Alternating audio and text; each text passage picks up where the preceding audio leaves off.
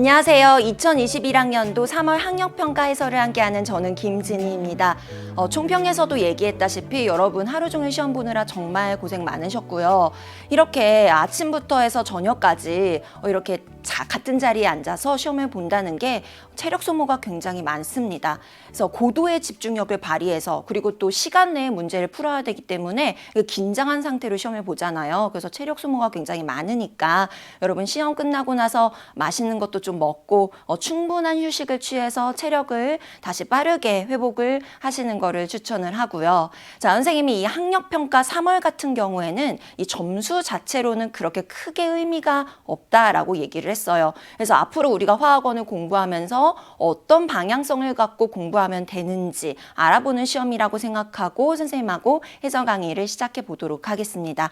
자, 1번 문제부터 같이 보자면은요. 일단 첫 페이지에 나와 있는 문항들은 그렇게 난이도가 어렵지 않은 문항들이죠. 그래서 조금은 신속 정확하게 문제를 풀어준다라고 생각을 하셔야 돼요.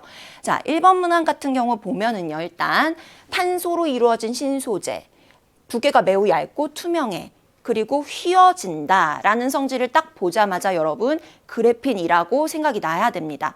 자, 근데 혹시 그래핀의 특징을 잘 모른다고 할지라도 보기를 보면서 충분히 이 문제를 우리가 잘 풀 수가 있거든요. 자, 보기를 보면은요. 일단 탄소로 이루어진 신소재라고 얘기를 했어요. 자, 그러면은 3번의 에탄올과 5번의 스타이로폼 같은 경우에는 물론 탄소가 구성 원소에 속해져 있지만 탄소로만 구성된 물질은 아니고 더더욱 신소재 아니죠. 그래서 3번하고 5번은 제껴줄 수가 있고요.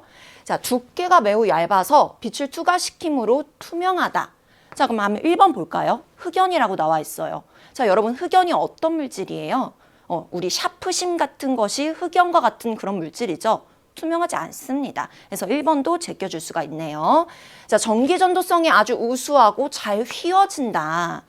그러면은 보기 4번에 나와 있는 다이아몬드. 여러분 다이아몬드 잘 알잖아요. 되게 비싼 보석. 전기 안 통하고요. 굉장히 단단합니다. 절대 휘어지지 않겠죠. 그래서 4번도 정답이 아니다라는 거 알 수 있기 때문에 2번이 그래핀이구나 라고 이렇게 찾아줄 수가 있는 그런 문제였습니다. 자, 2번 문제로 넘어가 볼게요.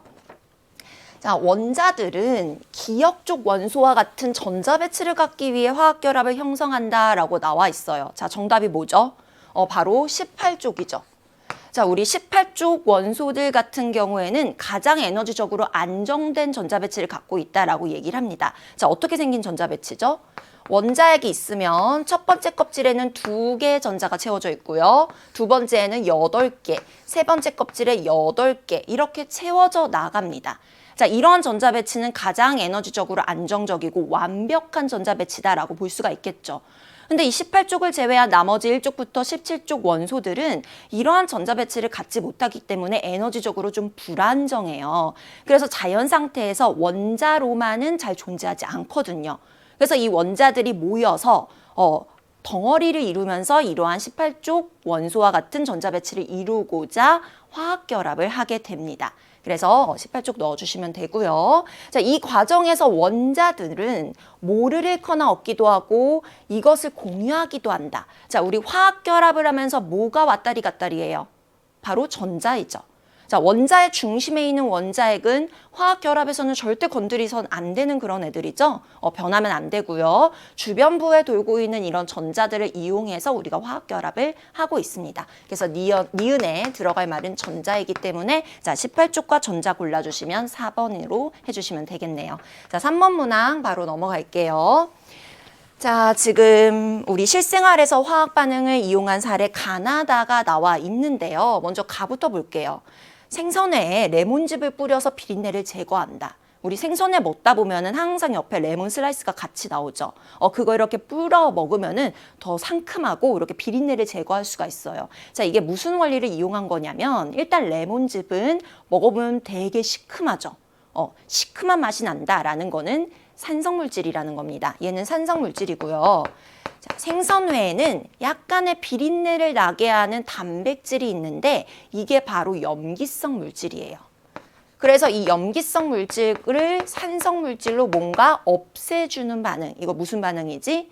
중화 반응이죠. 그래서 가 같은 경우에는 중화 반응과 관련된 실생활의 예시다라는 거 우리 알 수 있고요. 자, 나는요 가스 연료를 연소시켜서 음식을 익힌다. 연소 반응이 나와 있네요. 자, 우리 연소 반응이 뭐예요? 태우는 현상이죠. 쉽게 말하면은, 그치? 공기 중에 있는 산소 기체와 반응하는 걸 우리가 연소시킨다라고 얘기합니다. 자, 대표적인 우리 가스 연료, 메테인 같은 이런 물질이 있는데 연료죠. 얘를 이렇게 산소하고 반응을 시키면 이산화탄소와 물이 만들어지게 됩니다. 개수를 맞춰보면은 이렇게 맞출 수가 있네요. 자, 그래서 산소를 이 물질이 얻게 되기 때문에 산소를 얻는 과정, 바로 산화 반응과 환원 반응의 예시라고 볼 수가 있겠네요. 그래서 나는 산화환원 반응이다라고 이렇게 찾아주면 되고요. 자, 그 다음에 달을 볼게요. 벌에 쏘였을 때 암모니아수를 발라서 치료한다. 자, 일단 암모니아수는 대표적인 염기성 물질이에요. NH4OH죠. 화학식으로 보자면은. 벌은요, 침에 독성 성분이 있잖아요. 근데 이 독성 성분이 산성을 띠고 있어요. 그래서 우리가 벌에 쏘였을 때 그 독성의 산성 물질이 우리 피부에 들어오게 되는 거거든요. 그럼 막 피부가 부풀어 오르게 되겠죠. 그럴 때 염기성 물질인 암모니아수를 발라주게 되면은 얘네들이 중화 반응을 하게 되면서 조금 증상을 완화할 수 있는 그런 효과를 냅니다. 그래서 다 같은 현상은 우리가 중화 반응이라고 볼 수 있고요. 자, 그럼 3번 문제가 뭐라고 나와 있어요? 산화환원 반응을 고르라고 했죠? 그러면은 나만 정답이기 때문에 여러분 2번 해주시면 됩니다. 자, 그 다음 4번으로 넘어갈게요. 자, 새 학생이 나와가지고 화학이 실생활의 문제 해결에 기여한 사례에 대해서 대화하고 있네요. 자, 이 4번 같은 문제가 바로 우리 화학원 시험 범위에 직접적으로 연결된 그런 문항이죠. 그래서 중요하게 꼼꼼하게 한번 보셔야 되는 그런 문제고요. 자, 먼저 학생 A, 암모니아의 대량 합성은 식량 문제 해결에 기여했다. 예, 맞는 말이죠. 우리 암모니아를 통해서 뭘 만들어냈어요? 암모니아는 NH3죠. 질소를 갖고 있습니다. 그래서 얘를 활용하면은 우리가 질소 비료를 만들어낼 수 있고요. 이 질소 비료는 땅에다가 뿌려주면은 이 질소 비료에 있는 질소를 식물들이 쭉쭉 흡수해서 잘 자라게 되고요. 또 과실도 튼실하게 열리게 돼요. 그러면은 수확량이 늘어나게 되니까 식량을 많이 만들 수 있고, 따라서 인류의 식량 문제를 해결하는 그런 역할을 해냈죠. 두 번째 학생 B를 볼게요. 합성섬유의 개발로 의류의 대량 생산이 가능해졌다. 자, 합성섬유 같은 경우에는 원유가 주 원료로 들어갑니다. 그렇기 때문에 공장에서 마구마구 찍어낼 수 있어요. 빠르게 대량 생산 가능하죠. 그래서 우리의 의류 문제를 해결한 좋은 예시 맞고요. 자, 그 다음에 철근 콘크리트를 이용하여 건물의 강도를 높이게 되었어 라고 얘기를 했는데, 자, 우리 철근 콘크리트와 관련된 건축 재료들 몇 가지 좀 정리를 해보도록 할게요. 자, 일단 시멘트부터 출발을 하려고 하는데, 우리 건축 재료 중에 시멘트 되게 많이 사용하죠. 자, 주로 우리가 시멘트 어디에 쓰죠? 벽돌 같은 거 쌓아서 건물 만들 때 벽돌하고 벽돌 사이에 이렇게 뭐가 바르거든요. 그게 시멘트예요. 접착체 역할을 하는 그런 건축 재료인데, 자, 시멘트는 어떻게 만들게 되냐면 CaCO3, 탄산칼슘이라고 하는 석회석의 주성분에다가 CaO, 산화칼슘이라고 하는 생석회, 거기다가 점토를 섞어서 만드는 게 바로 시멘트예요. 아셨죠? 자, 여기다가 물하고 모래하고 자갈 같은 거를 첨가를 합니다. 조금 입자가 커다란 애들 더 넣어주게 되면은 점성도 더 커지게 되고 강도가 강해져요. 그렇게 해서 만든 게 바로 콘크리트예요. 우리 콘크리트는 건물 만들 때 꼭 필요한 재료이죠. 그래서 우리 대부분 우리가 지금 살고 있는 이런 현대식 건물에는 다 콘크리트로 벽을 만들고 있습니다. 자, 근데 벽을 만들 때 콘크리트만 발라서 만들게 되면은 그렇게 좀 강도가 그렇게 많이 강하진 않아요. 그래서 좀 더 내가 강도를 높여서 건축을 하고 싶을 때는 철근을 추가를 해야 됩니다. 그러니까 기둥에다가 단단한 철로 기둥을 만들어서 철근을 박아놓고 걔네들을 콘크리트로 연결해서 이제 벽을 만들게 되는 거죠. 그렇게 형성한 걸 우리가 철근 콘크리트라고 얘기를 하거든요. 그래서 자, 이러한 건축 재료 중에 지금 밑으로 내려갈수록 강도가 강해지는 건축 재료다라고 여러분이 보시면 돼요. 자, 그럼 학생 C가 뭘 얘기했어요? 철근 콘크리트, 강도가 굉장히 강한 쪽에 속하는 그런 건축 재료다라고 볼 수가 있겠죠. 그래서 학생 C도 맞는 얘기를 했네요. 자, 그럼 정답 몇 번 골라주면 돼요? A, B, C 다 골랐기 때문에 5번 해주시면 되겠네요. 자, 그 다음에 이제 5번 문제로 넘어가 보도록 하겠습니다. 자, 5번 문제.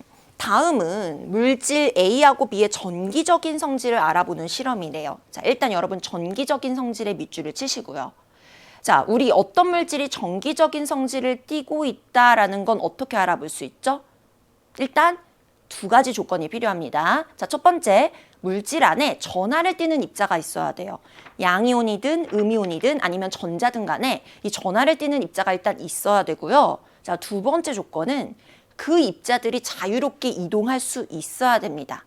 이 두 가지 조건을 모두 다 갖췄을 시에 그 물질은 전기가 잘 흐르는 물질이다. 전기 전도성이 높다라고 우리가 표현을 하거든요. 자, 그러면은 지금 A하고 B는 각각 포도당, 염화나트륨 중 하나이다 라고 알려줬어요. 자, 그럼 먼저 포도당을 볼게요. 자, 포도당 어떤 물질이에요?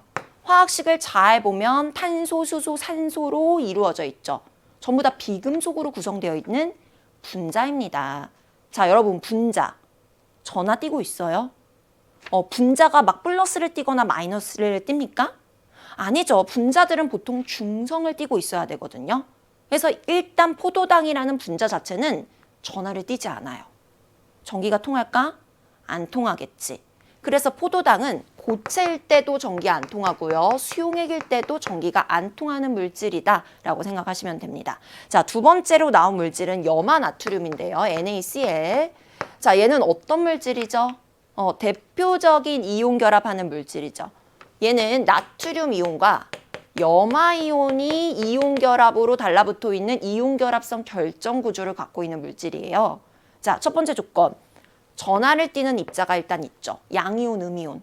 그쵸? 자, 근데 이 이온 결합 물질이 고체일 때는요. 양이온하고 음이온들이 굉장히 규칙적인 배열로 단단하게 결합하고 있어요. 그래서 이온, 전하를 띠는 이온이 있긴 하지만 걔네들이 이동할 수 없어서 전기를 흐르지 못하게 됩니다. 근데 얘를 물에 녹여요. 자, 물에 녹게 되면 얘네들이 물 분자한테 둘러싸이게 되면서 자유롭게 물 분자 사이를 왔다리 갔다리 이동할 수 있게 되거든요. 전하를 띠는 애가 있고 자유롭게 이동이 가능하죠. 전기가 잘 흐른다는 뜻입니다. 그래서 이런 특징을 갖고 있어요. 자, 그럼 표를 바로 보도록 할게요. 자, 물질 A와 B 상태에 따른 전기 전도성이 나와 있는데, 자, A 물질 같은 경우에는 고체 수용액 상태에서 모두 전기가 흐르지 않네요. 이게 바로 뭐죠? 포도당. A는 포도당. 자, B 같은 경우에는 그러면은 염화나트륨이다라고 알아낼 수 있고요. 자, 따라서 염화나트륨 고체일 때 전기 전도성 없다라고 해주시면 되겠죠. 자, 그러면은 보기 한번 같이 볼게요. 기억, A는 포도당, 맞는 보기죠. 자, 그 다음에 니은 보기, B는 공유결합 물질이다. 공유결합 아니고 이거 무슨 결합? 이온결합, 양이온, 음이온이 결합하고 있는 이온결합 물질이죠. 니은 틀렸고요. 자, 디귿 보기, 기억에는 있음이 아니라 없음으로 들어가야 되죠. 정답은 기억만 골라서 1번 해주시면 됩니다. 되셨죠? 자, 이렇게 1페이지에 나와 있는 문제들은요. 그렇게 많이 어려운 문제가 나오지 않아요. 그래서 여러분 1페이지에서 틀리면 안 돼요. 틀리지 않을 수 있게끔 실수하지 않도록 여러분이 빠르게 문제를 풀어내는 연습을 계속 하셔야 되고요. 자, 그럼 이제 2페이지로 넘어갑니다. 조금씩 이제 난이도가 올라가게 될 거예요. 자, 6번 문제 보자면은 그림은 빅뱅 이후 생성된 입자 가부터 다를 모형으로 나타냈다라고 되어 있고요. 자, 이 입자들은 각각 전자, 양성자, 중성자 중 하나이다라고 되어 있어요. 자, 일단 여러분 양성자하고 중성자의 밑줄 좀 쳐볼까요? 자, 얘네들은 뭐의 구성 입자죠? 바로 원자의 중심에 딱 하고 자리 잡고 있는 원자핵의 구성 입자죠. 그래서 얘네들은 그림을 그릴 때 원자의 중심에 그려져 있어야 돼요. 전자는 원자핵을 중심으로 주변부에서 돌고 있어야 된다라고 보시면 됩니다. 자, 그럼 다 그림부터 한번 볼까요? 자, 이게 바로 중성 원자의 그림이라고 볼 수 있는데 지금 중심을 두고 주변부에서 돌고 있는 이 입자, 얘가 뭐라고 볼 수 있어? 이런 애가 바로 전자가 되는 거고요. 자, 그다음에 중심에 이런 동그라미가 있는데요. 자, 얘는 핵과 전자가 모두 갖춰져 있는 중성 원자입니다. 자, 이렇게 원자의 원자핵을 구성하려면 반드시 양성자는 한 개 이상이 돼야 돼요. 양성자가 없는 원자핵은 세상에 존재하지 않아요. 양성자가 한 개서부터 우리가 원자핵이다라고 불릴 수 있거든요. 그래서 얘는 우리 양성자다라고 찾아낼 수가 있고요. 그러면 얘 같은 경우에는 지금 원자핵에 양성자가 하나 있는 플러스 1짜리 원자 번호 몇 번? 1번인 수소원자다라고 볼 수가 있겠죠. 왜냐면은 핵 안에 들어있는 양성자의 개수가 곧 원자의 원자 번호이니까 얘는 양성자가 한 개야. 그럼 원자 번호 1번 수소. 수소의 원자 모형이다. 이렇게 찾아주게 되는 거예요. 자, 그럼 가를 볼게요. 양성자만 떡하니 있고요. 양성자라는 거 알 수 있고 이렇게 양성자만 있을 때는 전자 하나가 제거된 형태이기 때문에 수소 이온이다. 수소 원자의 원자 핵이다. 이렇게 우리가 불러주기도 합니다. 자, 나는 어떤 애죠? 자, 지금 이 안에 양성자 몇 개 보여요? 2개 보이고 그럼 나머지 흰색 동그라미는 중성자라고 우리가 볼 수 있겠네요. 자, 그러면은 얘는 원자 번호 몇 번이야? 양성자가 2개이기 때문에 중성자가 몇 개 있건 간에 양성자가 2개면은 원자 번호 2번이 되고 따라서 얘는 헬륨이 됩니다. 자, 근데 지금 주변부에 전자가 하나도 없이 원자에만 띡 하고 있죠.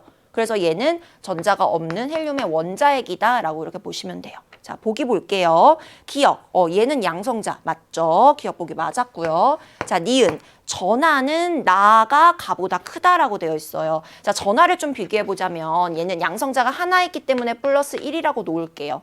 자, 그러면은 나 안에는 양성자가 2개 있죠. 근데 중성자도 2개 있어. 근데 중성자는 전하를 띱니까? 안 띄죠. 왜냐면 이름에서부터 중성이야 라고 알려주고 있죠. 전하 안 띈다는 뜻이에요. 양성자만 2개 있으니까 얘는 플러스 2짜리겠네. 누가 더 전하가 크죠? 나가 더 전하가 크네요. 그래서 니은 보기 맞았고요. 자, 빅뱅 이후 생성 순서를 찾아보라고 했어요. 자, 일단 가부터 생성이 됐겠죠. 가장 간단한 수소의 원자핵부터 양성자부터 형성이 됐고 점점 시간이 지나게 되면서 우주의 온도가 내려갑니다. 그러면서 입자들이 몇 개씩 달라붙기 시작해요. 그래서 양성자와 중성자가 달라붙으면서 이렇게 생긴 헬륨의 원자핵이 만들어졌고요. 자, 그 다음에 시간이 더 지나게 되면 온도가 더 많이 내려가게 되면서 원자핵 주변에 이제 전자가 전기적 인력으로 와서 붙게 됩니다. 그렇게 해서 만들어진 게 원자이죠. 그래서 다는 이제 마지막에 형성이 되었다. 자, 그럼 디귿은 맞는 말이다 라고 찾아낼 수가 있겠네요. 통합과학과 관련된 그런 문제입니다. 화학원에서는 그렇게 중요하게 다루고 있는 주제는 아니라고 얘기할 수가 있겠네요. 자, 그 다음 문제로 넘어갈게요. 7번 문제고요. 자, 지금 이 그림은 원자 X의 전자 배치를 모형으로 나타냈다라고 나와 있습니다. 자, 일단 원자 X, 일단 원자들은요 정기적으로 반드시 중성이어야 되고요. 자, 얘가 어떤 원자인지 한번 찾아볼까요? 이 안에 지금 전자가 몇 개 있는 것처럼 보여. 1개, 2개, 3개, 4개, 5개, 6개지. 자, 그러면 전자를 6개 갖고 있는 중성 원자는 원자 번호가 몇 번이다? 6번이다. 누구다? 6번 탄소를 말하는 거네요. 그쵸? 자, 그럼 탄소 원자와 관련된 설명으로 옳지 않은 것을 고르라고 했어요. 자, 1번 16족 원소이다. 자, 탄소 몇 족이에요? 14족이죠. 얘는 2주기 14족이에요. 혹시나 탄소가 2주기 14족이라는 거를 외우고 있지 않는 학생일지라도 요거 그림 보면은 우리 정답 찾을 수 있죠. 우리 지금 두 번째 껍질, 가장 바깥쪽 껍질에 있는 전자 껍질에 전자가 몇 개 들어있어요? 4개가 들어있어요. 그럼 원자과 전자 수가 4개라는 뜻이니까 14족이다. 자, 그리고 전자 껍질이 2개 있으니까 2주기다. 이렇게 찾아낼 수가 있겠죠? 그래서 1번이 일단 틀렸네요. 그래서 1번 정답으로 해주시면 되고, 자, 나머지도 한번 볼게요. 자, 2번 2주기 원소 맞죠? 전자 껍질 2개. 자, 그리고 탄소 같은 경우에는 원자과 전자 수를 이렇게 4개 갖고 있기 때문에 이 4개를 활용해서 최대 4개의 결합을 할 수가 있어요. 그쵸? 그래서 맞는 말이고요. 이렇게 탄소 같은 경우에는 최대 4개 결합을 할 수 있기 때문에 다양한 결합을 형성할 수 있습니다. 그래서 이 4개의 결합파를 이용해서 3중결합, 2중결합, 단일결합 다양하게 결합을 할 할 수가 있고요. 그리고 모양도 사슬형, 고리형, 뭐 가지친 사슬형 등등등 아주 많은 결합을 만들 수가 있어요. 그래서 탄소로 이루어진 탄소 화합물들은 우리 실생활 속에서도 아주 다양한 물질들로 우리가 만나볼 수가 있죠. 그런 내용 여러분 정리해 주시면 돼요. 그래서 4번하고 5번도 모두 다 맞는 내용이다 라고 찾아주시면 되겠네요. 자, 8번 문제로 한번 넘어가 볼게요. 다음은 원자 번호가 3번부터 20번인 원소에 대해 주어진 규칙에 따라 만든 주기율표에 대한 자료이다. 자, 선생님이 아까 총평에서 요 8번 문제 자료 해석하는 자료 분석 문제이기 때문에 되게 중요하다라고 얘기를 했었죠. 자, 이렇게 자료가 나오고 이거를 해석해서 이게 어떤 의미를 갖는지 도출해내는 것이 과학탐구에서 굉장히 중요한 문제 중에 하나예요. 과탐은 자료 해석이 꽃이죠. 그렇죠? 자, 그래서 한번 같이 잘 보겠습니다. 일단 원자 번호가 3번부터 20번이라고 했어. 자, 1번부터가 아니라 3번부터 20번. 규칙을 보면은 원자 번호가 작은 원소를 주기율표 안쪽에 배치한대. 그러니까 안쪽에 작은 애들이 있고 바깥으로 갈수록 점점 원자 번호가 커지겠죠.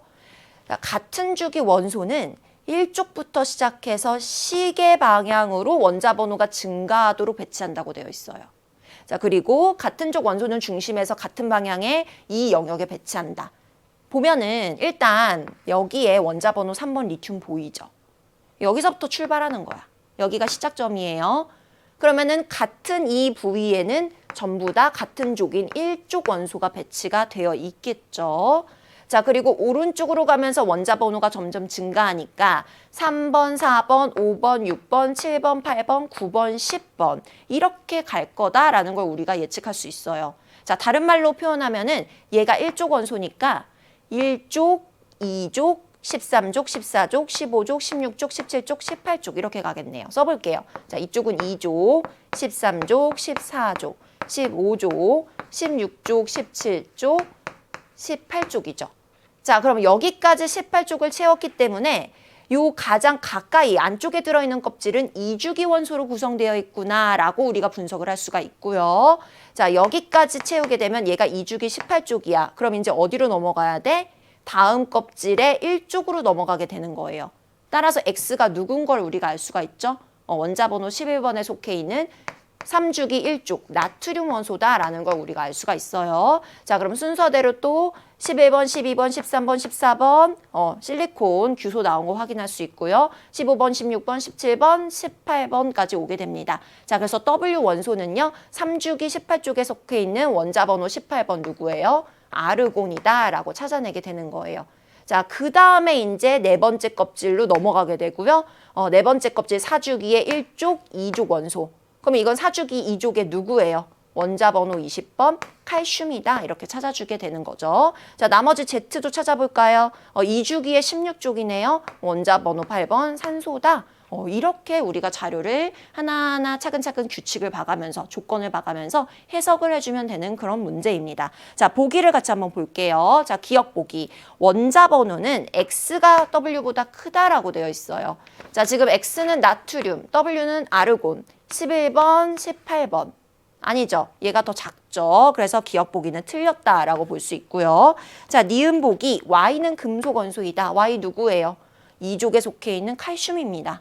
2족 원소들은 금속 원소로 구성되어 있죠. 주기율표의 왼쪽에 속해 있기 때문에. 그래서 맞네요. 자, D급 보기 보면은 Z의 원자가 전자수. 자, Z는 지금 얘인데 16족 원소잖아요. 16족 원소들은 공통적으로 원자가 전자수 그치, 6개 갖고 있습니다. 그래서 D급 보기도 맞는 보기로 찾아줄 수가 있네요. 자, 그럼 정답은 니은 디귿 했기 때문에 4번 골라주시면 될 것 같네요. 자, 그 다음 문제로 넘어가 보겠습니다. 자, 9번 문제고요. 문제 한번 읽어보면은 그림은 세 가지 수용액을 기준 가와 나에 따라서 분류한 것이다 라고 나와 있어요. 자, 이렇게 분류 문제가 나오게 되면은 일단 세 가지 물질이 어떤 공통점을 갖고 있고 어떻게 해서 이렇게 세 가지를 구성하게 됐는지부터 파악하는 게 좋거든요. 자, 한번 볼게요. NaCl 수용액이래요. NaCl 수용액. 그럼 일단 NaCl이 물에 녹게 되면은 이 안에 나트륨 이온하고 염화 이온이 생기겠죠. 그쵸? 이온들이 생깁니다. 자, 그리고 두 번째 KOH 수용액이라고 했어요. 자, 얘도 역시 물에 녹이게 되면은 K 플러스와 OH 마이너스 이온이 생기게 돼요. 자, 그 다음에 마지막 H2SO4. 얘도 물에 녹이게 되면은 자, 수소 이온이 생기고요. 두 개. 그 다음에 음이온이 SO4E- 황산이온이 생기게 돼요. 자, 그럼 얘네들이 도대체 어떻게 구성된 물질이냐? 어떤 공통점을 갖고 있냐? 보면은요. 두 번째 물질은 OH- 갖고 있네요. 이렇게 물속에 OH- 수산화 이온이 녹아있는 물질을 우리는 염기성 용액이다라고 얘기를 하죠. 자, 마지막은요. 수소 이온이 녹아있어요. 이런 애들은 우리가 어떤 용액이라고 해? 산성수용액이라고 얘기하죠. 그래서 이 세 가지 물질 중에 하나는 염기성이고 하나는 산성입니다. 자, 여기다 써볼게요. 산성. 그리고 얘는 염기성. 자, 근데 첫 번째 물질 NaCl은요. 지금 얘를 물에 녹였을 때 물속에 수소이온 있나요? 없죠? 그러면 산성 아니고요. OH-도 없죠. 안 보입니다. 그럼 염기성도 아니에요. 그럼 얘는 뭘까요? 산성도 아니고 염기성도 아닌 바로 중성수용액이다. 액성이 중성이다. 라고 이렇게 확인할 수가 있겠네요. 아, 그러면 산성 하나, 염기성 하나, 중성 하나 이렇게 골고루 액성별로 지금 세 가지 물질을 모았구나라는 걸 우리가 일단 파악이 되고요. 자, 그럼 기준을 찾아봐야 되는데, 자, 가에 들어갈 기준을 찾아야 돼요. 자, 그러면은 기억, 니은, 디귿 보기를 같이 한번 볼게요. 자, 기억 보기. 전기 전도성이 있는가라고 나와 있습니다. 일단 선생님이 앞에 문제에서도 얘기를 했지만 어떤 물질이 전기 전도성이 있으려면 두 가지 조건이 필요하다고 했죠. 자, 일단 첫 번째 조건은 전하를 띠는 입자들이 그 안에 있어야 되고요. 자, 두 번째 조건은 그 입자들이 자유롭게 이동이 가능해야 전기가 흐른다고 했습니다. 자, 지금 보면은 세 가지 물질 전부 다 물에 녹았을 때 양이온과 음이온을 만들어요.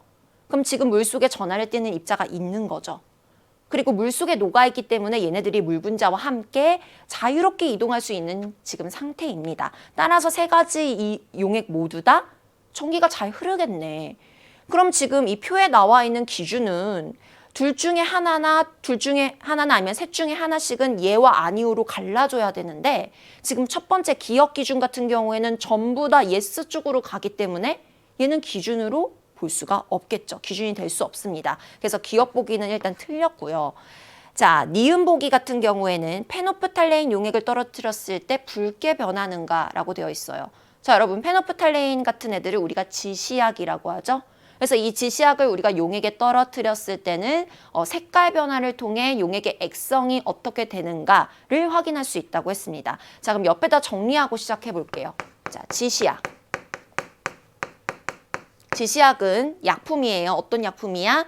얘를 수용액이나 아니면 용액에 떨어뜨렸을 때 그 용액의 액성이 뭔지를 지시해주는 약품을 우리가 지시약이라고 해요. 화학원에서는 크게 세 가지의 산성과 염기성을 알아볼 수 있는 지시약을 사용하거든요. 자, 그 세 가지가 뭐냐면 첫 번째 페노프탈레인, 그리고 메틸 오렌지, BTB 용액 이렇게 세 가지를 씁니다. 자, 얘네들의 색깔을 외우는 방법을 선생님이 알려줄게요. 이렇게 외우면 헷갈릴 필요 없이 잘 외울 수가 있어요. 자, 어떻게 외우면 되냐면 무무, 빨, 주, 노, 초, 파. 요 문장을 하나 외워두면 됩니다. 무무, 빨주, 노초파. 무무, 빨주, 노초파. 별로 어렵지 않죠? 무색, 무색, 빨주, 노초파 이렇게 순서대로 외우면 돼요. 자, 이게 무슨 의미를 지금 갖고 있냐면은요. 일단 요 앞에 요 세 개는 페노프탈레인 지시약의 색깔 변화예요. 페노프탈레인 선생님이 약자 PP라고 쓸게요. 자, 앞에서부터 산성, 중성, 염기성의 색깔입니다. 즉 페노프탈레인은 산성하고 중성에 떨어뜨렸을 때는 색깔 변화가 없어요. 그냥 무색 투명하거든요. 염기성에만 들어가면 빨간색, 되게 예쁜 핑크색 같은 걸로 변하게 됩니다. 그래서 아, 얘가 지금 염기성이구나 라는 걸 우리가 알아낼 수 있는 그런 역할을 해요.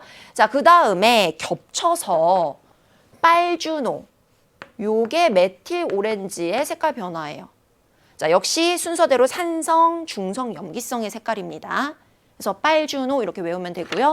자, 그 다음에 이제 마지막으로 요 뒤에 있는 거 노초파, 얘는 BTB 지시약의 색깔 변화예요. 순서대로 산성, 중성, 염기성이에요. 어렵지 않죠?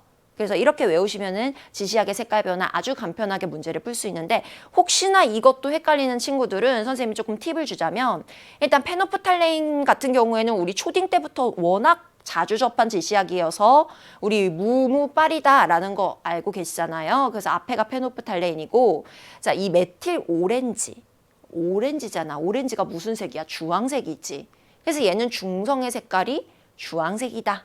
해갖고 빨주노가 메틸 오렌지야 이렇게 생각하면 돼요. 그럼 나머지는 B팁이겠네. 그쵸? 자, 그럼 지금 문제에서 묻고 있는 게 뭐예요? 페노프탈레인 떨어뜨렸을 때 붉게 변하는가? 무슨 액성이 뭐다? 염기성이다 라고 생각을 하면 되겠죠. 자, 그러면은 니은 같은 경우에는 지금 우리가 어디에다가 이 기준을 넣어줄 수가 있냐? 염기성인 물질은 이 중에서 몇 개예요? 한 개밖에 없습니다. 얘네요. 그쵸? KOH. 따라서 이 가에다가 니은을 넣어주면 적당하겠다라고 알 수 있고요. 자, 그럼 마지막 디귿 보기 같은 경우에는 뭐 여기에 들어가겠네요. 자, 맞는지 한번 확인해 볼게요. 탄산칼슘을 넣으면 이산화탄소 기체가 발생하는가? 자, 우리 탄산칼슘 같은 경우에는 CaCO3라고 하는 물질인데요. 탄산칼슘. 얘의 특징이 뭐냐? 산성 수용액을 만나면은 기체가 발생해요. 자, 왜 그러냐면 산성 수용액에는 공통적으로 수소이온이 들어있거든요. 얘가 수소이온을 만나게 되면은 반응을 해서 칼슘 이온을 일단 만들고요. 물을 형성하고요. 그 다음에 이산화탄소 기체를 발생시킵니다. 개수를 맞춰보면 이렇게 맞춰줄 수가 있겠네요. 그래서 얘는 기체 발생 실험이기 때문에 이때 발생하는 기체가 이산화탄소다라는 거를 알아두시는 것이 좋아요. 자, 한 가지만 더 알려주자면 탄산칼슘의 산성 용액을 떨어뜨렸는데 뭐 묽은염산이라든지 아니면 황산 같은 애들 그런 애를 떨어뜨렸는데 기포가 발생했어. 자, 그 기포가 이산화탄소일까 아닐까? 어떤 기체일까? 확인하는 실험이 있어요. 어떤 실험이죠? 바로 석회수에다가 얘를 통과시켜주면 되죠. 석회수. 자, 석회수에다가 만약에 이산화탄소를 통과시켰어. 그럼 어떤 현상이 일어나요? 석회수가 뿌옇게 관찰이 됩니다. 그러면은 아, 이거 이산화탄소 기체 맞구나라고 이렇게 기체 발생을 확인하는 실험이라고 또 하나 알아두시면 도움이 될 거예요. 자, 따라서 디귿 같은 경우에는 이렇게 기체가 발생하려면 뭐여야 돼? 수소이온을 갖고 있는 산성 용액이어야 돼. 그럼 여기서 산성 용액이 누구예요? H2SO4 황산이죠. 그래서 예스 쪽에 황산이 들어있게 되므로 요거는 맞는 매칭이다라고 알 수가 있겠죠. 자, 따라서 가에는 니은이고 나에는 디귿 연결해준 4번을 정답으로 여러분이 골라주시면 됩니다. 자, 그 다음 10번으로 넘어가 볼게요. 자, 10번 문제 표는 탄소화합물 가와 나에 대한 자료이다 라고 나와 있어요. 탄소화합물 문제가 나왔어요. 자, 이 문제 같은 경우에도 우리 앞에 1단원에 탄소화합물 파트와 관련 지어서 나올 수 있는 문제이기 때문에 여러분이 굉장히 꼼꼼하게 눈여겨보셔야 되는 그런 문제예요. 이번 중간고사 시험 범위에 들어가기 때문이죠. 자, 지금 가와 나는 각각 에탄올 또는 아세트산 중에 하나다라고 알려줬어요. 그럼 둘 중에 누가 에탄올이고 누가 아세트산인지를 찾아내야 되는데 자, 밑에 한번 이용하는 곳을 한번 볼까요? 일단 식초. 식초의 주성분이 뭐야? 아세트산이지. 그치? 이건 알고 있어야 돼요, 여러분. 아세트산은 식초의 주성분이다. 자, 따라서 나가 CH3COOH다라는 걸 찾아내고요. 자, 그러면 가는 당연히 에탄올일 텐데 한번 확인해 볼게요. 손소독제로 사용한다. 우리 요즘 코로나 때문에 손소독제 되게 많이 쓰죠. 그거 이렇게 쫙쫙 짜갖고 손에 바르면 싼 알코올 향이 납니다. 그게 바로 에탄올이 주성분으로 들어있거든요. 에탄올은 소독하는 역할을 해요. 그래서 우리가 병원에 가서 주사 맞을 때도 알코올 솜으로 이렇게 피부를 닦아주잖아요. 그게 바로 에탄올을 활용을 하는 겁니다. 자, 그래서 가하고 나가 누군지를 일단 찾아냈는데 지금 분자 모형이 나와 있어요. 그리고 이 A 일부분, B 일부분, 요 일부분이 뭔지를 찾아내야 됩니다. 자, 그럼 일단 한번 화학식을 얘부터 볼까요? 자, 얘가 더 쉬우니까. 앞에 CH3 있는 거 보이죠? 요 부분은 지금 그려져 있고. 그럼 요 뒷부분이 COOH라는 건데, 자, 여기 OH가 끝에 있기 때문에 요 가운데에는 C와 O가 들어가야 돼. 그쵸? 이제 탄소는 결합할이 4개예요. 이거는 여러분 기억하시는 게 좋아요. 얘는 결합할 4개. 자, 결합할이 4개인데 1개, 2개는 이미 썼지. 그러면은 4개가 되려면 2개를 더 연결해 줘야 돼. 걔를 산소와 이렇게 이중결합해서 여러분이 연결해 주면 된다라는 뜻입니다.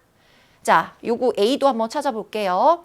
일단 OH는 뒤에 있는 거 확인했고, 그럼 요게 합쳐서 C2H5가 돼야 돼. 자, 여기 앞에 있는 게 탄소 하나, 수소 3개 연결되어 있죠. 그럼 여기서 탄소 하나 빼면 탄소 하나 또 남고, 수소 3개 빼면 수소 2개가 돼야 된다는 거야. 그렇죠?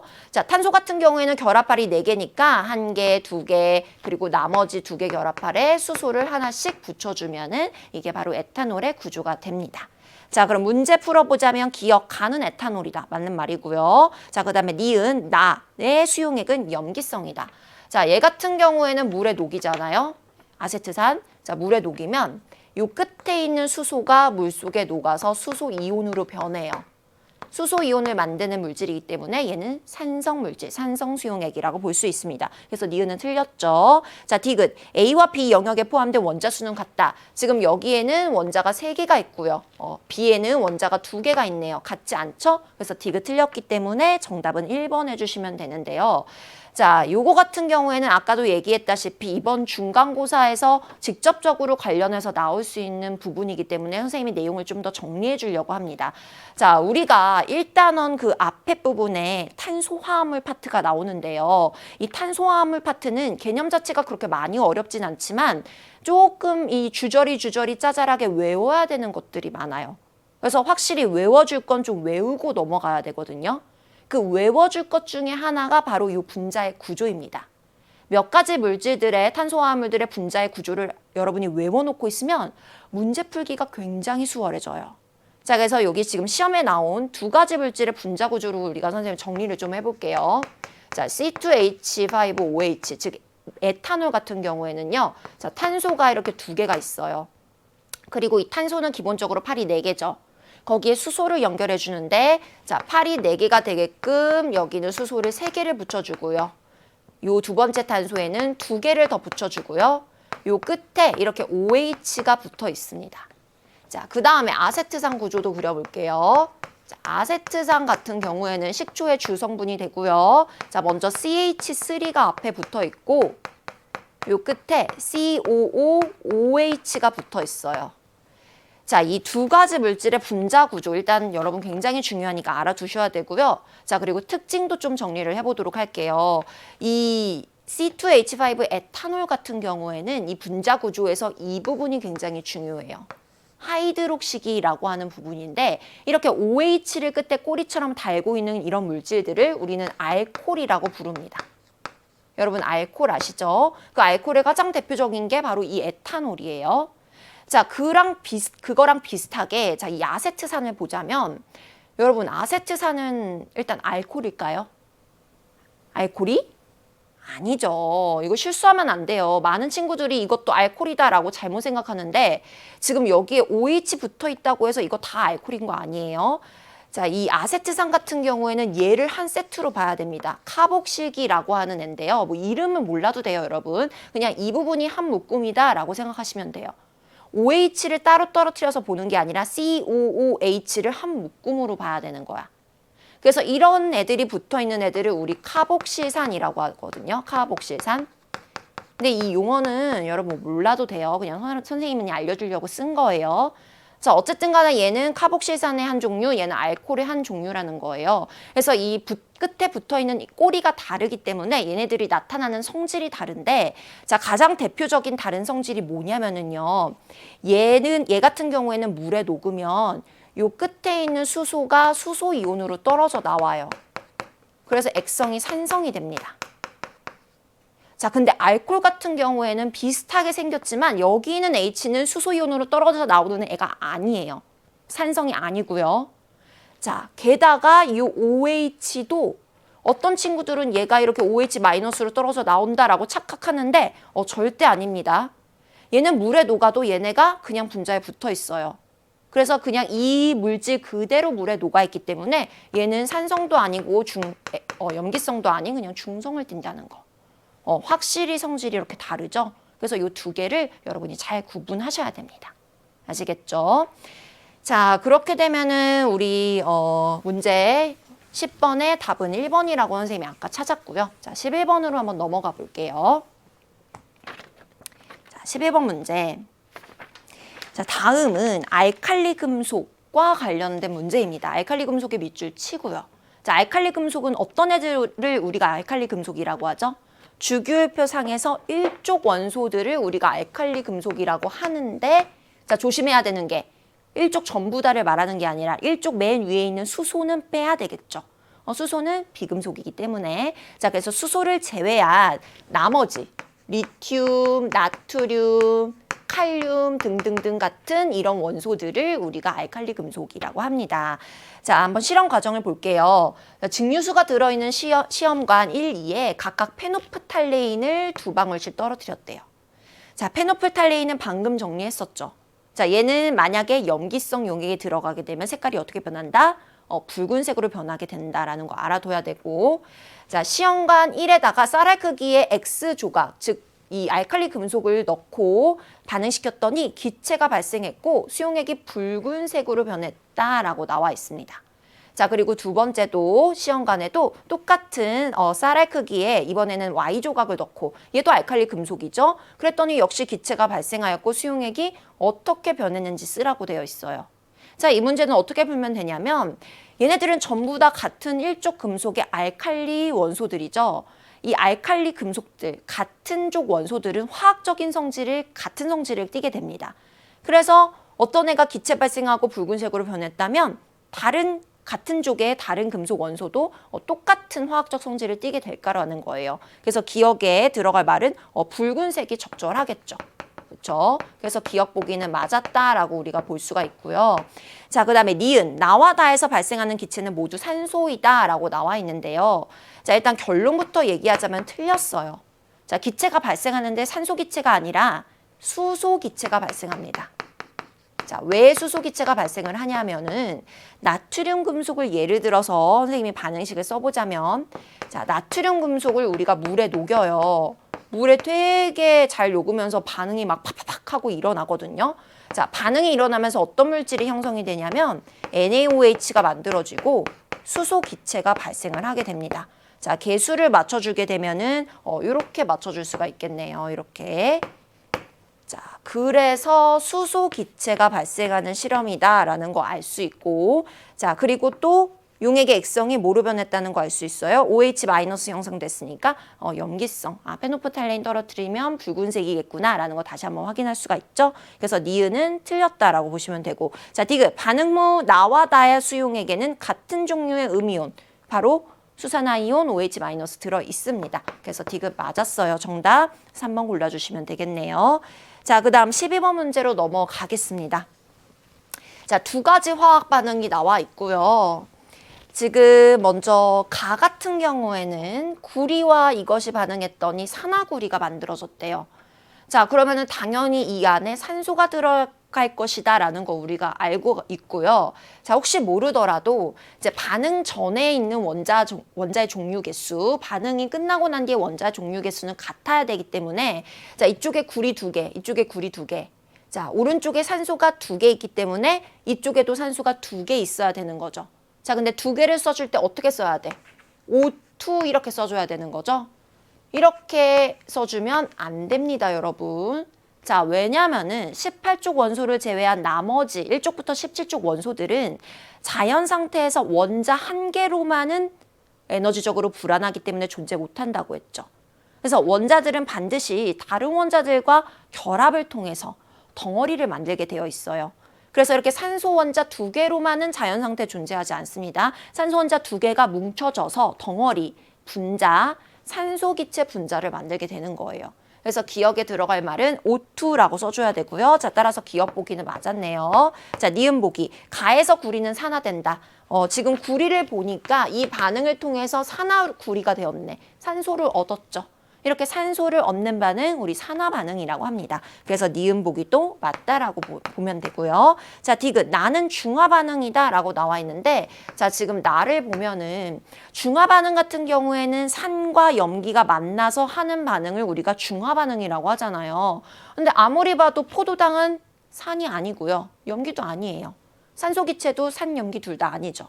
그래서 일단 얘는 산염기의 중화 반응이 아니라는 걸 알 수가 있고, 그럼 얘는 무슨 반응이냐면 바로 산화환원 반응입니다. 그래서 얘는 디귿은 틀렸다라고 볼 수 있어요. 그러면 기억, 니은 골라주면 정답 4번 해주시면 되겠네요. 자, 이제 13번으로 넘어갈 거고요. 자, 13번 같은 경우에도 자료 분석할 수 있는 아주 좋은 문항이기 때문에 여러분이 좀 더 꼼꼼하게 보시기를 추천하는 그런 문제입니다. 자, 13번 표는 3주기 원자 A에 대한 자료래요. 자, 3주기. 3주기라는 말은 전자 껍질이 3개까지 채워져 있다라는 말이죠. 그쵸? 자, 우리 보면은 원자핵이 있고, 자, 첫 번째 껍질에 전자가 2개 채워지고, 두 번째 8개가 채워지고, 3주기라는 건 이 세 번째 껍질까지 있다는 말이야. 그 말은 이 안쪽 껍질들은 2개, 8개가 다 채워져 있어야 되겠죠. 자, 그리고 3주기이기 때문에 이 세 번째 껍질에 전자가 일단 들어가 있는데, 자, 그럼 3주기에는 전자가 몇 개부터 몇 개까지 들어갈 수 있어? 1개에서 8개까지 들어가 있을 거예요. 1개일 수도 있고, 2개일 수도 있고, 8개일 수도 있고. 자, 어떤 엔지는 우리가 찾아줘야 되겠죠.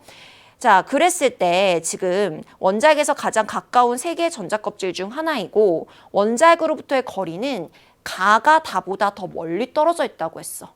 그러니까 원자에게 다가 더 가깝고, 이 중에 누군지 모르겠지만 가는 조금 멀리 떨어져 있는 부분에 속해 있는 전자 껍질이다라고 문제에서 조건을 줬습니다. 자, 그럼 한번 어떤 전자 껍질인지 자료 분석해서 찾아볼게요. 가 안에 들어있는 전자 수는 X개, 나에는 X개, 다에는 X 플러스 6개라고 되어 있습니다. 자, 만약에 여러분 일단 두 번째 껍질에는 전자가 8개가 최소한 들어있어야 돼요. 자, 근데 이 껍질이 가 또는 나여서 X가 8이 됐다고 칩시다. 그러면은 다는 8 더하기 6이니까 14여야 돼. 근데 지금 우리가 알고 있는 이 세 번째 껍질 중에 전자가 14개까지 들어갈 수 있는 껍질은 없잖아요. 그래서 얘는 일단 8이 아니라는 거고. 그럼 얘가 8이겠네. 자, 얘가 8이 되려면 X는 얼마여야 돼? 2여야 되죠? 그래서 얘도 2고요. 얘도 2다라고 이렇게 찾아주면 됩니다. 자, 그러면 일단 다 껍질은 두 번째 껍질이라는 걸 알았고요. 자, 근데 지금 다하고 가를 비교해보면 가가 더 원자에게 멀리 떨어져 있어야 돼요. 그럼 가는 절대 첫 번째 껍질은 안 되겠죠. 세 번째 껍질이겠네. 그럼 나머지 나가 첫 번째 껍질이다. 그래서 나에 두 개의 전자 들어있는 거 확인할 수 있고, 가에도 지금 전자가 2개 들어있대요. 그럼 얘는 어떤 원소인 거야? 전자가 2개, 8개, 2개 다 더하면은 12개. 원자 번호 12번. 그쵸? 바로 마그네슘일 것이다 라는 거 우리가 확인할 수 있겠네요. 자, 그럼 보기 보면은요. 자, 기억. A는 2족 원소이다. 얘는 가장 바깥쪽 껍질에 전자 2개, 원자가 전자 수 2니까 2족 원소 맞고요. 자, 그 다음에 A의 원자 번호는 12번이죠. 틀렸네요. 자, 원자핵으로부터의 거리는 다가 나보다 멀리 떨어져 있다라는 거 알 수 있습니다. 맞았어요. 정답은 3번 해주시면 되겠네요. 어떻게 자료 분석하는지 알겠죠, 여러분? 그래서 과탐에서는 이런 자료 분석하는 문제들이 굉장히 중요하기 때문에 여러분이 계속적으로 이런 자료에 어떻게 접근해 나가야 되는지를 연습하셔야 된다는 거 다시 한번 강조합니다. 자, 그 다음 14번 문제로 가볼게요. 자, 14번 문제. 그림은 이제 화합물 A하고 B, 그리고 C하고 B의 화학 결합을 모형으로 나타냈다라고 나와 있어요. 자, 먼저 이런 모형 문제가 나올 경우에는 여러분 A하고 B 그리고 C하고 D가 누군지를 확실하게 찾고 문제를 풀어주는 것이 좀 더 문제 풀 때 수월하게 문제를 풀 수 있을 거예요. 그래서 일단 찾아볼 건데요. 자, A부터 보자면은 A는 양이온이래. 1 플러스 양이온. 자, 양이온이 됐다는 말은 중성 원자에서 전자가 하나 제거됐다라는 뜻이지. 전자가 하나가 제거가 돼서 전자가 2개인 거예요, 현재. 자, 그럼 원래 전자가 몇 개였겠어? 3개였겠지, 그쵸? 전자가 3개인데 하나를 제거해서 양이온이 됐고 전자 2개가 남은 거잖아요. 자, 그럼 중성일 때, 중성 원자일 때 전자 3개였다면 얘 원자 번호 몇 번인 거야? 3번인 거고 리튬인 거고 얘는 리튬의 양이온 형태인 거죠. 자, 똑같은 방식으로 B 찾아보도록 할게요. 자, B는 지금 1- 음이온이에요. 자, 이렇게 음이온이 되려면 중성 원자가 전자를 받아야 되는데 1개 받은 거죠. 1개 받아서 지금 전자가 10개가 됐네. 2개, 8개, 10개. 자, 그럼 한 개 받아서 10개면 원래 몇 개였겠어? 원래 9개였겠지. 그럼 얘는 원자번호 9번인 바로 9번이 플루오린일 것이다 라는 거 알 수가 있겠죠. 여러분 어떻게 찾는지 알겠지? 원래 플루오린은 전자가 9개였는데 거기서 전자를 하나 얻었어. 그럼 1-이온이 되고 전자가 10개가 됐을 거야. 9 플러스 1은 10이니까. 그쵸? 자, 따라서 얘는 어떤 물질인 거야? 양이온과 음이온이 결합하고 있는 LiF, 플루오린화 리튬과 같은 이온 결합 물질입니다. 자, 한번 얘도 찾아볼게요. 자, 얘는 뭐예요? 전자를 공유하고 있는 공유 결합 물질이네요. 자, 전자를 공유한다는 거는 왼쪽에 있는 원자가 전자를 하나 내놓으면 오른쪽에 있는 전자도 사이좋게 전자를 하나 내놔서 전자를 한 개씩 서로 공유하는 결합을 우리가 공유 결합이라고 하잖아요. 그럼 이쪽에 있는 원자 같은 경우에는 원래 전자를 하나만 갖고 있었겠지. 한 개는 얘 거, 한 개는 얘 거니까. 그치? 자, 그래서 원래 전자를 하나만 갖고 있었어. 그럼 원자번호 몇 번이야? 1번이고 수소다라는 거 찾아낼 수 있어요. 자, 옆에 애는 B래요. 얘랑 같은 애네. 그럼 얘는 플루오린이겠네. 맞는지 확인해 볼까? 자, 얘는 요 전자 중에 얘는 원래 얘 거고 얘가 얘 거잖아요. 그럼 얘 거라고 친다면 지금 전자가 몇 개야? 1개, 2개, 3개, 4개, 5개, 6개, 7개죠. 얘는 원래 이쪽에 있는 수소 거니까 바깥쪽에 7개 있고 안쪽에 2개 있고 전자 총 9개인 원자번호 9번 플루오린일 것이다 라는 거 알아낼 수 있겠죠? 그래서 얘는 HF 공유결합성 분자입니다. 자, 그럼 기억 볼게요. A, B는 이온결합 물질 맞죠? 기억 맞았고요. 자, 니은 A와 B는 같은 주기 원소이다. 지금 A는 리튬이고요. B는 플루오린이네요. 둘 다 2주기 원소죠. 얘는 2주기의 1족 원소고 얘는 2주기의 17족 원소고 그래서 니은 맞았고요. 자, 디귿 원자과 전자수는 A와 C가 같다라고 했습니다. 지금 A 같은 경우에는 1족이에요. 그럼 원자과 전자수 1개. 자, C 같은 경우에도 수소니까 얘도 1족이죠. 그럼 얘도 원자과 전자수 1개. 원자과 전자수가 1개로 같네요. 그럼 정답은 5번 골라주시면 됩니다. 네, 좋아요. 그 다음 15번으로 넘어갈 거고요. 자, 15번 문제 같은 경우에는 몰 개념 관련 문제이죠. 그래서 여러분 이번에 화학원 시험 범위에 들어가는 파트이고 몰 파트는 워낙 중요하고 계산이 잘 해야 되는 그런 문제이기 때문에 같이 한번 눈여겨서 보겠습니다. 자, 지금 구리를 포함하는 메달에 대한 자료가 나와 있고요. 지금 메달의 질량이 96g인데 이 안에 구리가 포함되어 있는 거야. 100% 구리로 구성된 물질이 아니라 구리가 대충 그 안에 포함되어 있는 거야. 몇 프로로 포함되어 있냐? 75% 포함되어 있대요. 질량비가 75라는 게 어떤 뜻이죠, 여러분? 질량비라는 건 만약에 전체 질량이 100 있다고 친다면 그 100 중에 75가 구리가 차지하고 있다라는 게 퍼센트의 의미죠. 질량 100분율. 그게 질량 퍼센트인 거잖아요. 자, 그래서 만약에 전체 질량이 100이라면 그 중에 75가 구리일 것이야. 이게 75%의 의미인 거야. 여기다 곱하기 100 해서 나온 거니까. 자, 근데 현재 나한테는 100g이 아니라 메달이 몇 g 있는 거지? 96g 있는 거지, 그치? 자, 그럼 그 중에 구리는 얼마를 차지하고 있을까? 같은 비율이면 그 중에 얘는 얼마야? 이거 계산하면 되잖아요.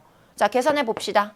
자, 100분의 75는 4분의 3이니까 거기다가 96 곱해주면 되는 거잖아요. 자, 그럼 요거 약분하면은 2 나오고요. 그 다음에 4 나오네요. 그럼 3 곱하기 24 해주면은 72g이다 라고 우리가 찾아낼 수가 있습니다.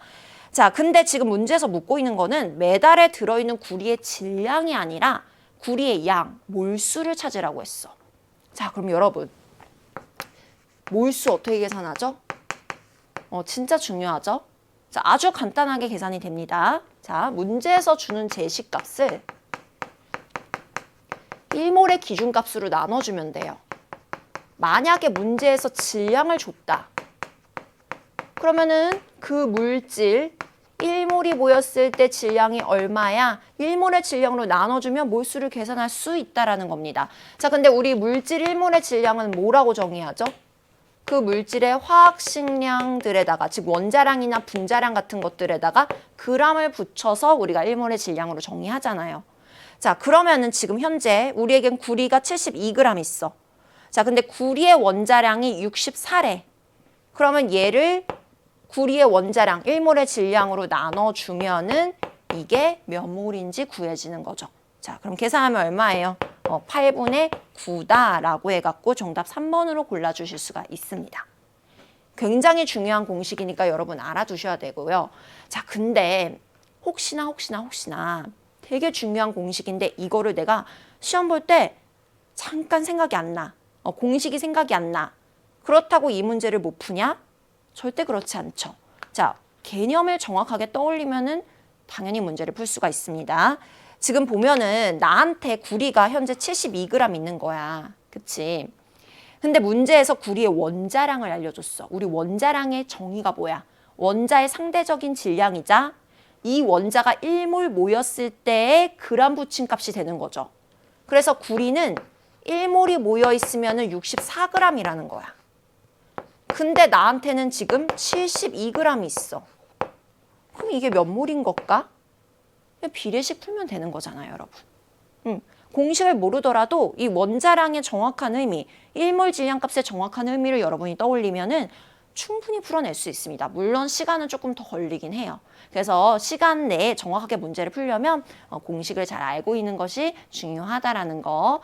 자, 그래서 정답 3번으로 골라주시면 되고요. 자, 그럼 우린 16번 문제로 한번 넘어가 볼게요. 자, 16번 문제 역시요. 되게 중요한 자료 분석 문제고요. 요거는 이제 우리 화학원의 4단원에 나오는 산염기와 관련된 그런 아주 대표적인 산염기에서 나오는 그런 자료예요. 그래서 이런 자료 해석을 잘 할 줄 알아야 되고 잘 알고 있어야 돼요. 자, 선생님하고 같이 한번 볼게요. 그림은 수용액 가부터 다에 들어있는 음이온을 모형으로 나타낸 거래. 그러니까 지금 이 그림 안에는 물 속에 녹아있는 양이온은 표현이 안 됐다는 거지. 음이온만 나타낸 거야. 자, 그랬을 때 가부터 다는 각각 묽은 염산, 수산화나트륨, 그리고 수산화칼륨 수용액 중에 하나이다 라고 알려줬네요. 자, 그러면은 여러분 묽은 염산 같은 경우에는 물에 녹으면 수소이온과 염화이온을 만들고요. 자, 그 다음에 두 번째, 수산화나트륨 같은 경우에는 물에 녹으면 Na 플러스와 OH 마이너스를 만들고 수산화칼륨 같은 경우에는 K 플러스와 OH 마이너스를 만들죠. 자, 지금 문제에서는 이 중에 음이온들만 그림에 표현을 해준 거야. 음이온들만. 그러면 이 세 가지 용액 중에 두 종류의 용액은 공통적으로 OH-를 갖고 있겠지. 자, 그리고 나서 그림을 보자. 지금 가하고 나에는 공통적으로 동그라미가 들어가 있어. 얘만 네모네. 그러면 이 동그라미가 뭐라는 걸 우리가 알 수 있지? 아, 얘가 바로 공통적인 OH-구나. 그쵸? 그리고 얘는 Cl-인 거구나. 그럼 다 용액이 HCl이다라는 거 찾아낼 수 있겠죠. 그쵸? 자, 지금 이 안에 Cl-가 몇 개 들어있어요? 3개 들어있죠? 자, 그러면 반드시 H 플러스도 몇 개 있어야 돼? 3개 있어야 돼. 자, 이걸 우리가 어떻게 알았냐? 일단 Cl-가 3개가 만들어지려면 얘를 3개 녹여야 되잖아요. 얘를 3개 녹이면 H 플러스도 3개가 생길 거야. 이렇게도 알 수 있고요. 자, 굉장히 여러분이 중요한 사실 하나 알아둬야 되는 거. 자, 모든 수용액은 반드시 전기적으로 중성이어야만 합니다. 이거는요, 화학의 기본이니까 여러분 반드시 알아두셔야 돼요. 자, 무슨 말이냐면 물 속에 이온들이 있을 때 양이온하고 음이온이 있을 수 있잖아요. 근데 양이온들의 전하와 음이온들의 전하는 항상 같아야 돼요. 같아야지만 얘네들을 더해서 0이 되잖아요. 정기적으로 중성. 반드시 수용액은 정기적으로 중성이어야 돼요. 0을 띄어야 돼요. 플러스 전하를 띄거나 마이너스 전하를 띄울 수는 없습니다. 물론 그 안에 플러스와 마이너스를 띄는 애들이 각각은 있을 수 있어도 걔네들을 다 합했을 때 그 합은 항상 0이 돼야 되는 거 명심하고 또 명심하셔야 돼요. 아셨죠? 자, 그러면은 이 세 번째 비커에 지금 Cl-가 3개 있다는 거 알았잖아. 그럼 마이너스 3이지. 양이온이 H 플러스야. 1 플러스짜리야. 그럼 얘도 3개가 있어야 플러스 3, 마이너스 3 더해서 정기적으로 중성이 된다라는 거. 아시겠죠? 자, 그 다음에 가하고 나를 볼게요. 자, 지금 가하고 나는 OH-가 들어있는 염기성 수용액들인데, 자, 둘 중에 하나는 KOH, 하나는 NaOH라는 거야. 근데 이 그림만 봐서는 지금 양이온이 표현이 안 됐기 때문에 누가 KOH고 누가 NaOH인지를 알 수가 없어요. 그래서 선생님은 그냥 가 같은 경우에는 AOH, 나 같은 경우에는 BOH라고 놓을게요. 그쵸? 자, 어쨌든 간에 얘는 지금 이 안에 OH-가 3개 있어요. 그럼 정기적으로 중성이 되려면 B 플러스도 3개가 돼야 되겠지. 자, 얘는 OH-가 2개 있어요. 그럼 정기적으로 중성이 되려면 A 플러스도 2개가 있어야 되겠지. 그쵸? 자, 그리고 나서 한번 보기를 볼까요? 자, 흰색 동그라미는 수산화이온이다. 맞죠? 찾아냈어요. 기억 맞았고. 자, 니은 나와 다를 모두 혼합한 용액은 중성이다. 자, 지금 나하고 다를 우리가 혼합할 거야. 그러면 염기성 용액하고 산성 용액을 혼합한다는 거야. 그럼 무슨 반응이 일어날까? 중화 반응이 일어나겠지. 자, 중화 반응은 어떻게 일어나죠? 산성 용액에 있는 수소이온과 염기성 용액에 있는 OH-가 만나게 되면 물이 만들어지는데, 자, 이때 중요한 건 얘네들이 양적 관계잖아. 어떤 양적 관계를 갖고 있지? 수소이온이 한 개 반응할 때 OH-도 한 개 반응하고 1대1로 반응하면 물 분자는 한 개 만들어진다는 거야. 이게 굉장히 중요한 사실이죠. 자, 그러면은 나하고 다를 섞습니다. 어떻게 반응할까요? 자, 이 안에 OH-3개가 들어있어. 그럼 이 3개가 H 플러스 3개랑 싹 다 반응해서 물 분자를 몇 개 만들어? 3개를 만들어내겠죠. 그리고 물 속에는 B 플러스 3개와 C에 마이너스 3개가 녹아 있겠죠. 왜냐하면 산의 양이온과 그리고 염기의 음이온들은 보통 구경꾼 이온, 반응에 참여하지 않는 이온의 형태를 주기 때문에. 그렇죠? 그래서 혼합 용액은 이렇게 생겼을 것입니다. 자, 그러면은 니은에서 뭐 물어봤어요, 지금? 보기 보면은 중성이다. 지금 보면은 수소이온도 없고 OH-도 없죠. 이런 형태를 우리가 뭐라고 해? 중성이라고 하잖아요. 산성 아니고 염기성 아니고. 그래서 니은 보기도 맞다라고 찾아줄 수가 있네요. 자, 마지막 디귿 볼게요. 자, 지금 가와 다를 모두 혼합해서 용액 속에 들어있는 전체 이온수를 묻고 있고요. 걔가 나에 들어있는 전체 이온수와 같다라고 했습니다. 자, 일단 전체 이온수를 좀 세보자면 가 같은 경우에는 양이온 2개, 음이온 2개, 전체 이온 개수가 4개네요. 자, 나 같은 경우에는 3개, 3개에서 6개고요. 자, 다 같은 경우에도 3개, 3개에서 6개인 형태다라는 거 알 수가 있죠. 자, 그랬을 때 지금 가하고 누굴 섞었어? 달을 섞어준대. 가하고 달을 섞을 거야. 여기다 써볼게. 가하고 달을 섞을 거야. 자, 근데 가 안에는 지금 A 플러스가 2개, OH-가 2개 있고, 다 안에는 H 플러스가 3개, 그리고 C에 마이너스가 3개 있죠. 자, 그럼 얘를 섞으면 반응이 어떻게 일어날까? 일단 OH-2개랑 H 플러스 몇 개? 1대1이니까 2개만 반응해야 되겠죠. 그럼 물 분자가 2개가 만들어질 테고, 자, 그리고 얘는 3개 중에 2개만 반응했으니까 H 플러스가 하나 남아 있을 거예요. 1개. 그리고 얘네들은 구경꾼 이온이니까 반응에 참여 안 하죠. 그래서 물 속에 그대로 남아 있게 됩니다. 자, 따라서 이온이 총 몇 개예요? 6개. 양이온 3개, 음이온 3개, 그리고 총 이온 다 더하면은 6개다. 그러면은 나비커 안에 이온이 총 6개 들어있었으니까 총 이온의 개수는 같다. 따라서 맞는 보기다라고 해서 5번 해주시면 되는데, 자, 지금 디귿 보기 같은 경우에는 이렇게 풀어서 문제를 자세하게 풀어낼 수도 있고요.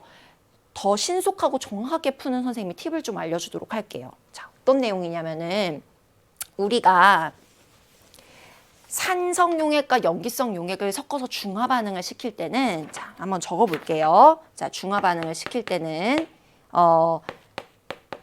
일가산 그리고 일가염기의 중화 반응 시, 여기서 일가산, 일가염기라는 거는 산을 하나 녹였을 때 수소이온을 하나 내놓는 물질이 일가산.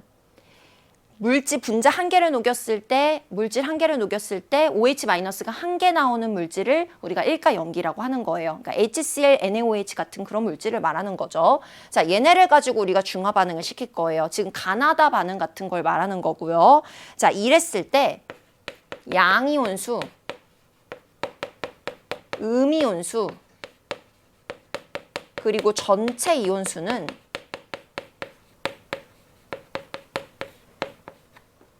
산용액과 염기용액 중에 많은 쪽, 개수가 많은 쪽을 따라갑니다. 개수가 많은 쪽. 자, 그리고 중화반응 결과 생성되는 물 분자의 개수는 중화반응을 통해 생성되는 물 분자의 개수는 산용액, 염기용액 중에 적은 쪽을 따라갑니다. 개수가. 자, 요거를 알면은 우리가 중화반응 문제를 굉장히 빨리 풀어낼 수가 있어요. 자, 어떻게 이걸 적용해야 되는지 한번 볼게요. 자, 여기 보세요, 여러분. 자, 지금 이게 어떤 반응이냐면은 선생님이 좀 모형을 그려서 표현을 해보자면 지금 다 용액 안에 수소이온이 3개가 있었고, 자, 이거 다 수소이온이야. 그리고 C의 마이너스가 이렇게 3개가 있었어. 이온이 양이온 3개, 음이온 3개, 총 6개가 있었지. 근데 거기다가 내가 AOH 2개를 넣어줄 거야. 그러면은 자, OH 마이너스 2개가 들어와서 자, 들어오자마자 누굴 공격해? H 플러스를 공격하겠지. 얘네들은 그냥 찰떡궁합, 만나자마자 물 분자로 변해버리는 애들이니까. 그래서 OH 마이너스 2개가 H 플러스 2개랑 반응해서 H2, 물 분자로 싹 변해버릴 거야. 자, 그럼 여러분, 원래 수용액은 항상 정기적으로 중성이 돼야 된다고 했잖아요. 그럼 원래 수용액은 1 플러스짜리가 3개 플러스 3, 1 마이너스짜리가 3개 마이너스 3 더해서 중성을 잘 유지하고 있었는데 여기에 염기 수용액이 들어오는 순간 H 플러스 2개가 날아가 버리면서 자, 얘가 물 분자로 바뀌어 버리면서 정기적으로 균형이 깨져 버리죠. 양이온이 지금 부족한 현상이 일어났잖아. 자, 근데 그걸 누가 채워주냐? 바로 염기 수용액에 들어있던 요 양이온들이 요 자리를 이렇게 메꿔주게 되는 거예요. 자, 그럼 다시 플러스 3에 마이너스 3이니까 정기적으로 중성을 찾게 되었죠. 중화 반응이라는 건 이런 거예요. 따라서 산하고 염기 수용액을 섞었을 때 양이온과 음이온과 총 이온의 개수는 어느 쪽을 따라가? 많은 쪽을 따라가게 되는 거야. 많은 쪽에서 중화 반응을 통해 없어진 이온이 생기지만 그거를 새로 들어온 다른 이온들이 다시 채워주기 때문에. 무슨 말인지 알겠죠? 자, 그래서 전체 이온의 개수는 어느 쪽을 따라가야 된다? 많은 쪽을 따라가야 된다. 그럼 지금 얘네들을 딱 섞었을 때 지금 이 안에 전체 이온이 4개, 이 안에 전체 이온이 6개 들어있었잖아요. 둘을 섞게 되면은 혼합 용액 속에는 어느 쪽을 따라가? 많은 쪽을 따라가서 전체 이온이 6개가 남아있을 것이라는 거예요. 그럼 나의 6개와 같잖아. 이렇게 풀어주시는 게 더 빠르게 푸는 방법입니다. 자, 하나만 더 하자면, 문제에서 묻진 않았지만 하나만 더 보자면, 자, 중화 반응을 통해 생성된 물 분자는요, 산하고 염기 중에 적은 쪽의 개수를 따라가요. 지금 여기서는 누가 적은 쪽이야? 얘가 2개고 얘가 3개니까 얘가 적은 쪽이지. 그래서 물 분자가 2개가 만들어진 거예요. 자, 왜 그러냐면은 얘가 아무리 3개고 4개고 100개고 1000개고 있어 봤자 얘가 2개밖에 없으면 중화 반응은 2번만 일어나서 물이 2개만 만들어지겠죠. 그래서 중화 반응을 통해 생성되는 물 분자의 양은 둘 중에 적은 쪽의 양에 따라서 결정이 된다라는 겁니다. 아시겠죠? 그래서 중화 반응 풀 때 이 팁 굉장히 유용하게 써먹을 수 있으니까 여러분 잘 정리해 주시면 도움이 될 거예요. 자, 따라서 정답 5번 골라주시면 될 것 같고요. 자, 이제 마지막 페이지로 넘어가겠습니다. 어려운 문제들이 가장 많이 포함되어 있는 고난이도 문제들이 포함되어 있는 마지막 페이지에 우리가 이제 왔고요. 자, 17번 문제부터 볼 건데 17번 문제는 그렇게 많이 어렵진 않아요. 다행히. 그리고 얘는 우리 이번에 화학원 시험 범위에 들어가는 겹치는 부분이기 때문에 원자량 관련한 부분이죠. 그래서 눈여겨보셔야 됩니다. 자, 지금 X부터 Z의 질량 관계 나타냈고요. 자, X의 원자량을 우리가 A라고 두겠대요. 스몰 a. 지금 이 실험 장치는 윗접시 저울이에요. 자, 윗접시 저울 같은 경우에는 양쪽에 있는 입자들의 질량이 같을 경우 이렇게 수평을 이루게 되죠. 자, 그래서 자, 잠깐 밑에다 쓸게요. 이쪽에는 지금 X 원자가 4개가 올려져 있어요. 그럼 얘 하나당 우리가 원자량을 A로 놓기로 했기 때문에 자, 다 더하면 4A가 되겠죠. 자, 이 옆에는 지금 Y 원자가 올라가 있는데 걔는 3개 올라가 있어요. 자, 그럼 Y의 원자량을 이렇게 스몰 y라고 둘게요. 얘네 둘이 지금 질량이 같다라는 그 방정식을 우리가 만들어낼 수가 있죠. 자, 두 번째 그림을 보면은 왼쪽에는 Y가 2개고요. 얘는 누구랑 질량이 같냐면 Z 하나 있을 때랑 질량이 같대요.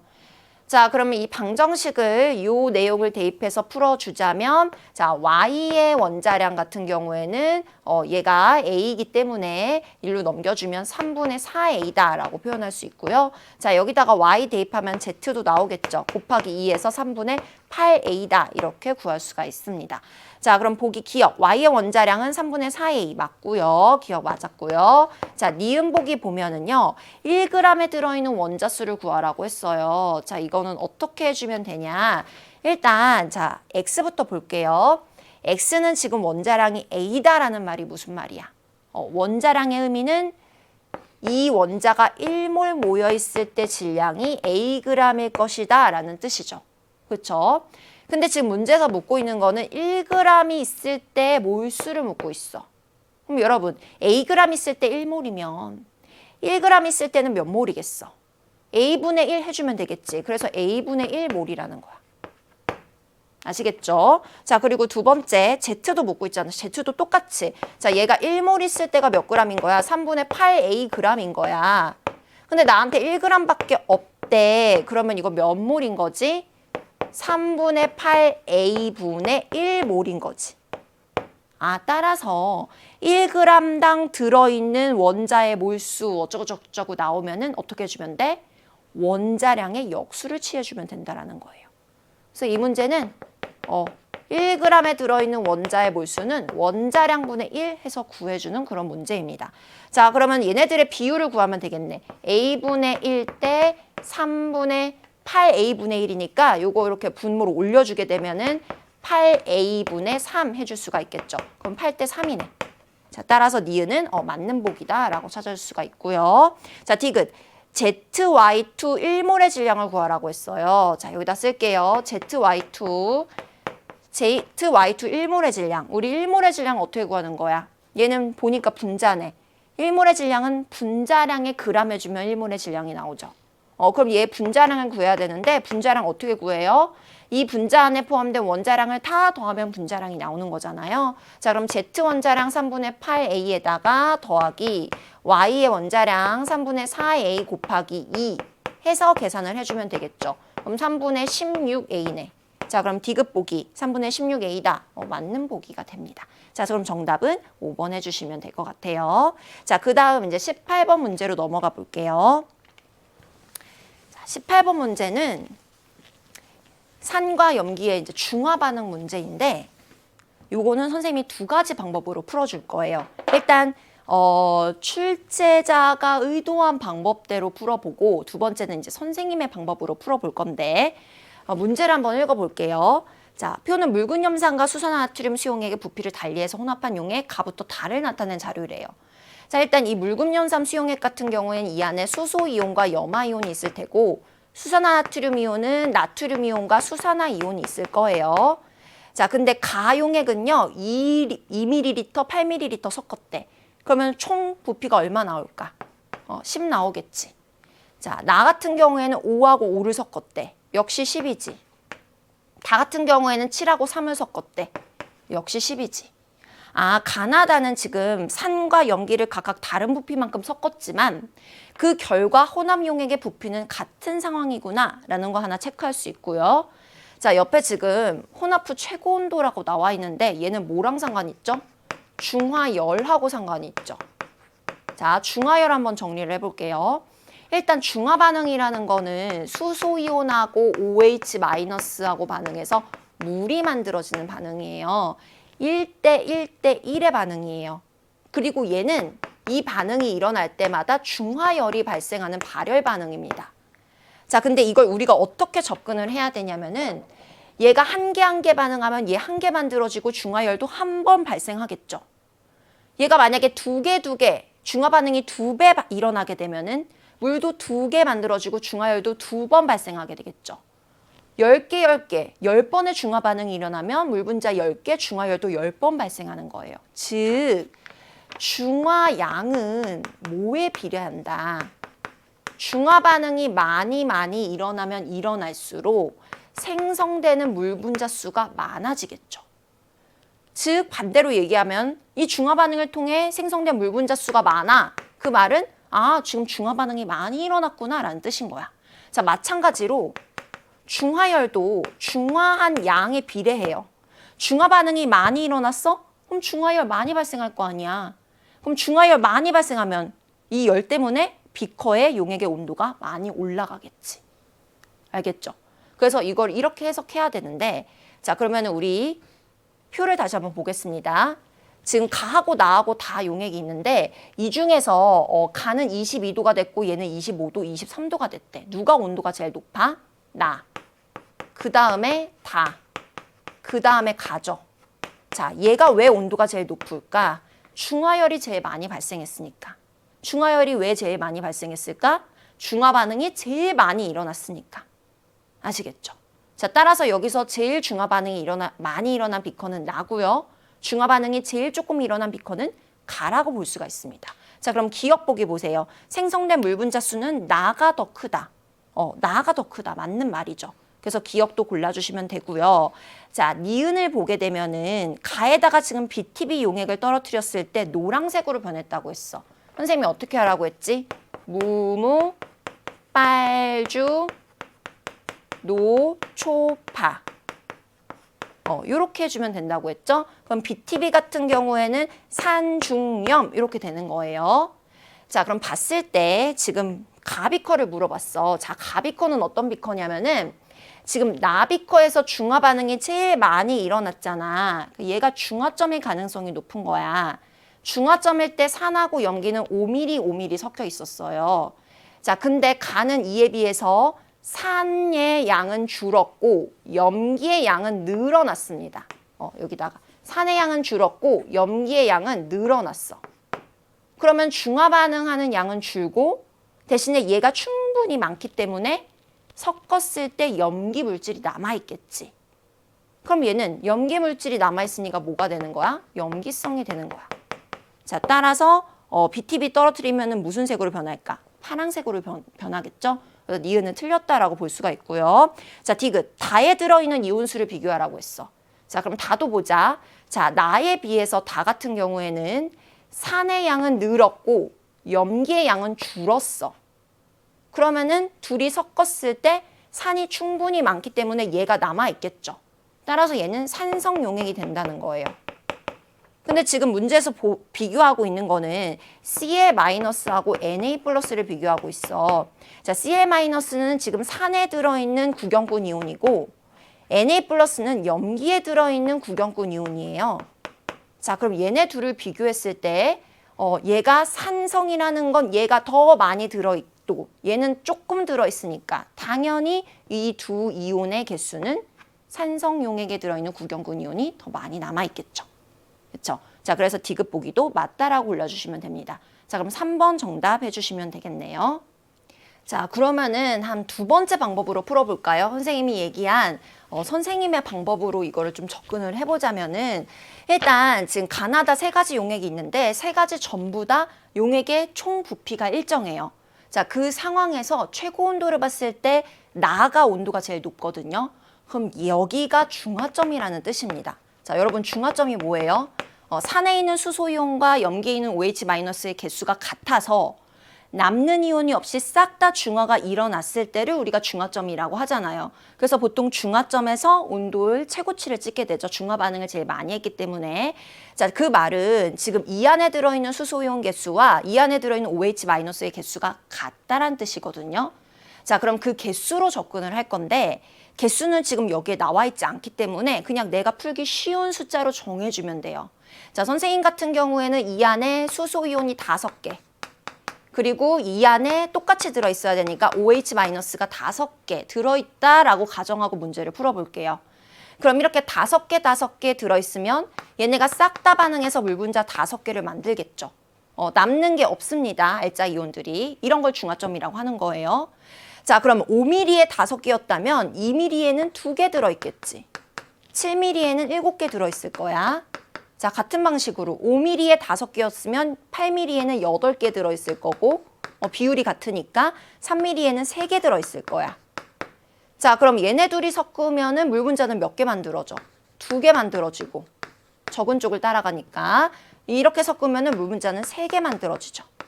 따라서 생성되는 물 분자의 개수는 나가 제일 많고 그 다음 다고 가가 제일 적다. 라고 이렇게 찾아낼 수가 있고요. 자, 그 다음에 가 같은 경우에는 이렇게 섞어주게 되면 물 분자가 2개 만들어질 때 얘는 사라지는데 얘는 8개 중에 2개만 반응하니까 6개가 남습니다. 그래서 OH-가 남아있기 때문에 얘는 염기성 용액이다라는 걸 쉽게 찾아낼 수가 있겠죠. 그래서 니은 보기도 빠르게 처리 가능하고요. 자, 디귿 보기 같은 경우에는 자, 지금 수소이온이 7개가 만들어지려면 Cl-도 7개 있어야 되고 얘가 OH-가 3개 있다는 건 구경군 이온인 양이온인 나트륨 이온도 3개 있다는 거예요. 자, 얘네들은 구경군 이온이니까 중화 반응해도 개수 변화 없죠. 크기 개수 비교해 보면은 얘가 7개로 더 많다라는 거 알 수 있습니다. 그래서 디귿 보기도 처리 가능하죠. 자, 선생님이라면은 이렇게 풀 거예요. 훨씬 더 빠른 방법이죠. 자, 좋습니다. 그럼 19번 문제로 한번 넘어가 볼게요. 자, 19번 문제 같은 경우에는 이제 산화환원 반응의 문제고요. B+ 이온이 녹아있는 용액 속에 A 금속을 넣어서 반응을 시켰대요. 변화가 일어났죠. 어떤 변화가 일어났어? 물 속에 A2+ 이온이 만들어졌고 뭔가 여기에 석출됐다라는 걸 확인이 가능해요. 자, 그럼 반응식을 적어보자면 내가 A 금속을 B+가 녹아있는 용액에 넣었더니 A2+가 만들어졌어. 자, 그럼 한번 따로 적어보자. 금속 A가 A2+가 되었어. 이거 어떻게 되었지? 여기서 전자가 2개가 나와야 2+가 되죠. 이렇게 산화 반응이 일어났다라는 거 우리가 알 수가 있고요. 자, 그러면은 여기서 전자가 2개가 나왔으면 얘는 전자는 마이너스잖아.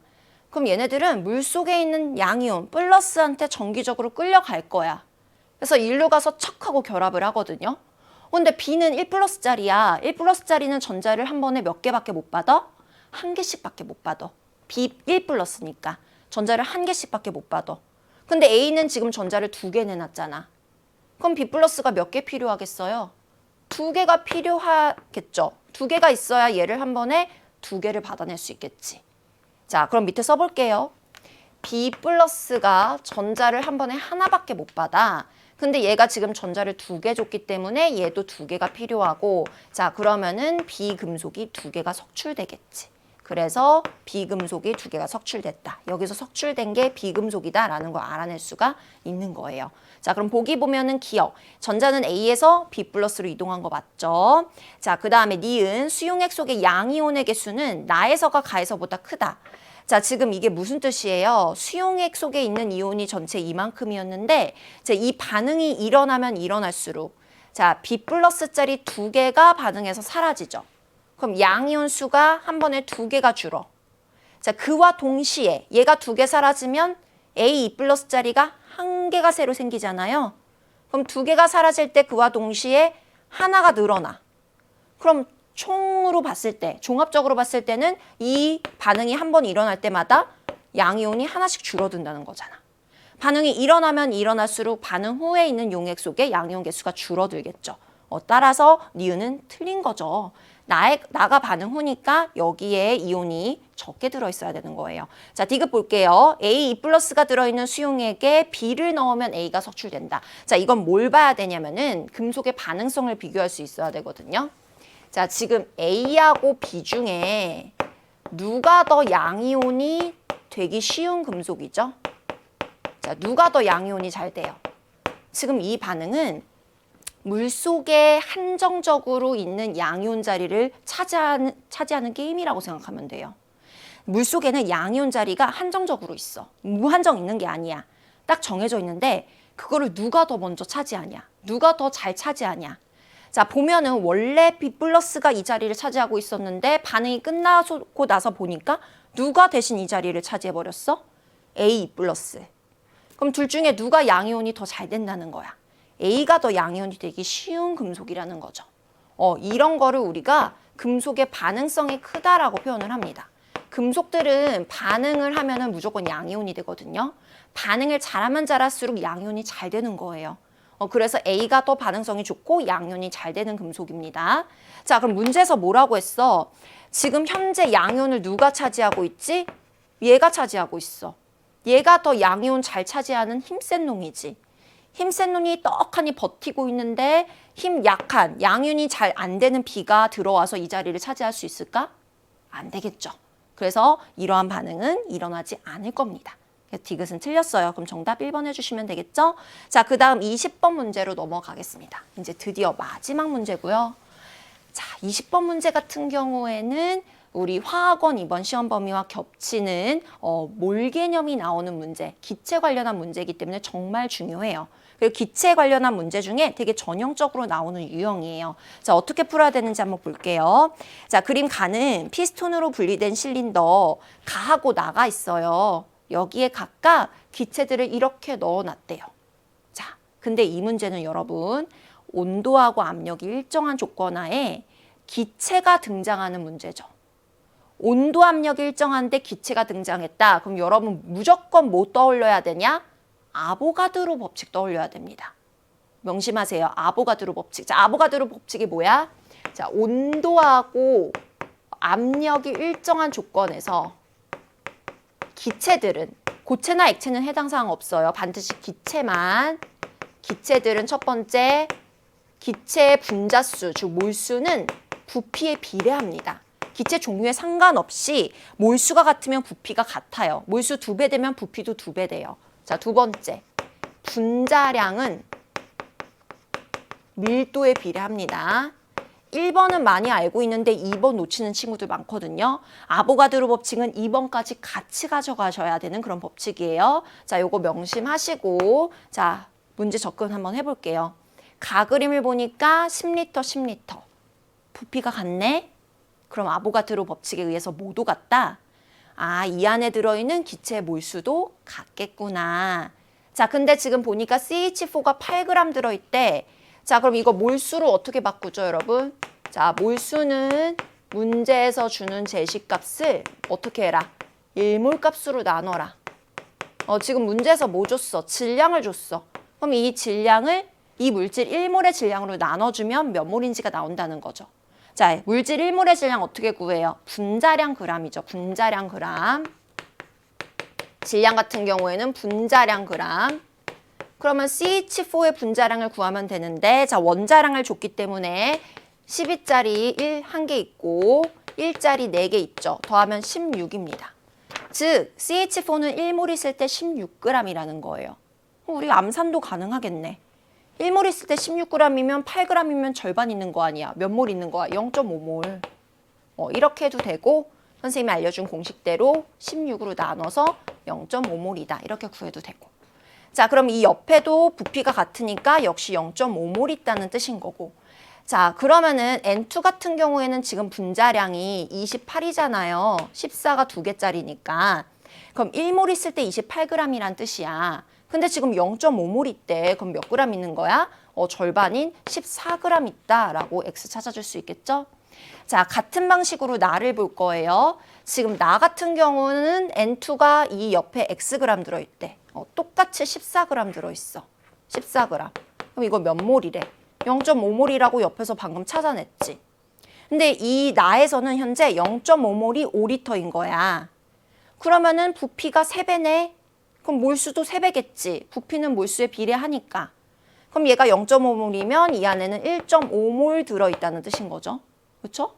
자, 근데 지금 방금 앞에서 CH4 8g이 0.5몰이라는 거 찾았어. 얘가 0.5몰이야. 그럼 Y는 1몰만큼이라는 거지. CH4 1몰의 질량 얼마야? 아까 분자량 구했죠? 16. 16g이라는 거네. Y는 16g. 자, 지금 문제 봅시다. 기억, 가에서 탄소와 질소의 원자수를 구하라고 했어요. 자, 일단 이 분자 한 개 안에 탄소 원자 1개 들어있고요. 얘는 이 분자 한 개 안에 질소 원자 2개 들어있어요.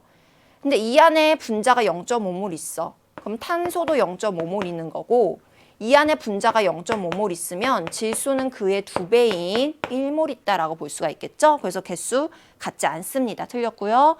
자, 니은 나에서 기체의 몰수비는 나에서 얘네들의 몰수비는 부피비랑 같으니까 3대 1이죠. 맞습니다. 자, 디귿 x 더하기 y하라고 했어. x 14라고 구했고 y 16이라고 구했죠. 더하면 30이기 때문에 디귿 보기 틀렸다라고 볼 수가 있네요. 자, 따라서 20번 문제 같은 경우에는 정답이 몇 번이에요? 2번 골라주시면 됩니다. 자, 이렇게 해서 선생님하고 마지막 번호 문항까지 다 풀어봤고요. 자, 여러분 이 중에서 제일 중요한 건 선생님 뭐라고 했어요? 이번 1학기 중간고사에 우리가 범위로 겹쳐서 나올 수 있는 문항들이 있다고 했죠? 선생님 문항 번호 적어줬었습니다. 걔네들은요, 다시 한번 꼼꼼하게 화학 원의 범위이기 때문에 훑어보는 것이 필요합니다.